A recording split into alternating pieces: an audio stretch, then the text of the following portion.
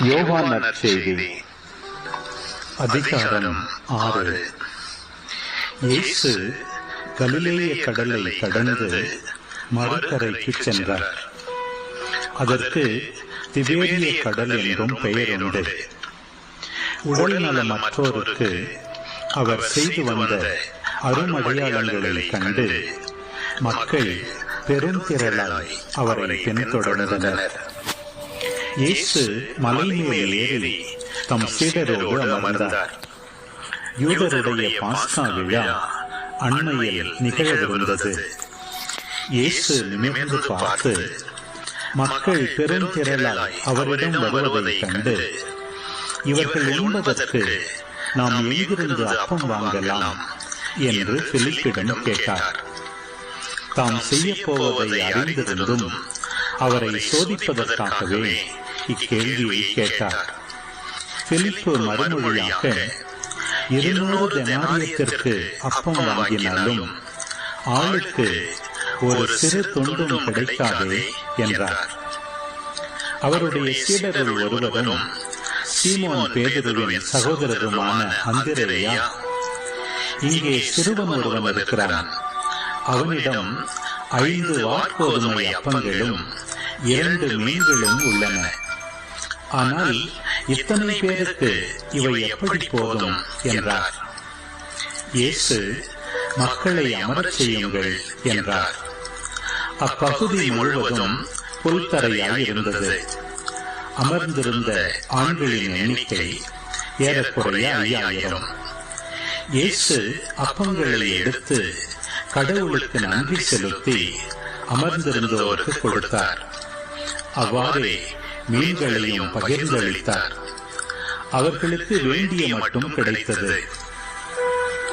அவர்கள் வயிறார உண்ட பின் ஒன்றும் வீணாகாதபடி எஞ்சிய துண்டுகளை சேர்த்து வையுங்கள் என்று தம் சீடரிடம் கூறினார்.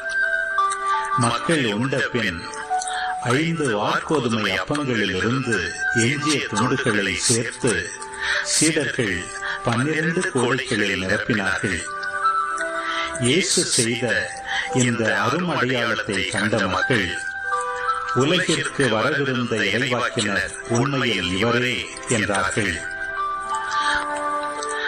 அவர்கள் வந்து தம்மை பிடித்துக் கொண்டு போய் அரசராக்கப் போகிறார்கள் என்பதை உணர்ந்து இயேசு மீண்டும் தனியாய் மலைக்கு சென்றார். மாலை வேளையானதும் இயேசுவின் சீடர்கள் கடற்கரைக்கு வந்து படகேறி மறுகரையில் உள்ள கப்பர்நாகூமுக்கு புறப்பட்டார்கள். ஏற்கனவே இருட்டிவிட்டது. இயேசுவும் அவர்களிடம் அதுவரை வந்து சேரவில்லை. அப்போது பெருங்காற்று வீசிற்று. கடல் பொங்கி எழுந்தது.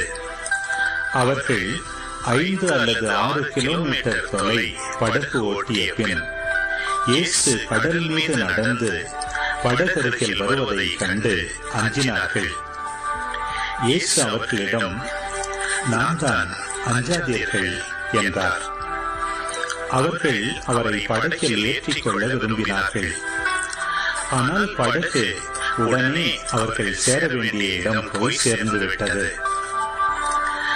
சீடர்கள் புறப்பட்ட கரையிலேயே மறுநாளும் மக்கள் கூட்டமாய் நின்று கொண்டிருந்தார்கள். முந்தின நாள் ஒரு படகை தவிர வேறு படகு எதுவும் அங்கு இல்லை என்பதையும், அதில் இயேசுவின் சீடர்கள் மட்டும் போனார்களே அன்றி இயேசு அவர்களோடு அப்படகில் ஏறவில்லை என்பதையும் அவர்கள் கண்கூடாக பார்த்திருந்தார்கள். அப்போது ஆண்டவர் கடவுளுக்கு நன்றி செலுத்தி கொடுத்த உணவை மக்கள் உண்ட இடத்திற்கு அருகில் திபேரியாவிலிருந்து படகுகள் வந்து சேர்ந்தன. இயேசுவும் அவருடைய சீடரும் அங்கு இல்லை என்பதை கண்ட மக்கள் கூட்டமாய் அப்படகுகளில் ஏறி இயேசுவை தேடி கப்பர்நாகூமுக்கு சென்றனர். அங்கு கடற்கரையில் அவர்கள் அவரை கண்டு, ரபி, எப்போது இங்கு வந்தீர் என்று கேட்டார்கள்.